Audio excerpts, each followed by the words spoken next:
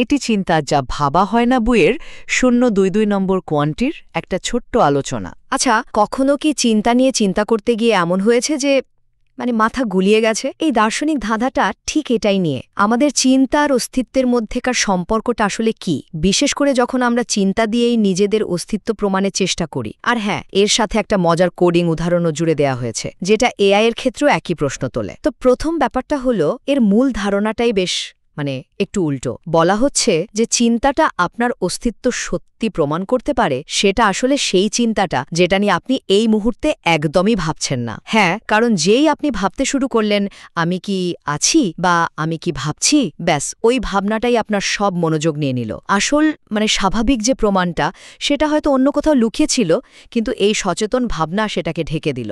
এরপর আসি দ্বিতীয় পয়েন্টে। এখানে না আত্মসচেতনতার একটা অদ্ভুত ধাঁধা আছে। ধরুন কেউ ভাবছে আমি কি এটা ভাবছি, সে কিন্তু একটা লুপের মধ্যে পড়ে যায়, তাই না? আমি কি ভাবছি যে আমি কি এটা ভাবছি, এই যে নিজের চিন্তাকে ধরা যাওয়ার চেষ্টা, এটাই আসল প্রমাণটাকে যেন আরও দূরে সরিয়ে দেয়। আর সবশেষে দেখুন, একটা জাভাস্ক্রিপ্ট কোডের উদাহরণ দেওয়া আছে, যেটা এই প্যারাডক্সটাকেই একটা এআই এর জন্য দেখাচ্ছে।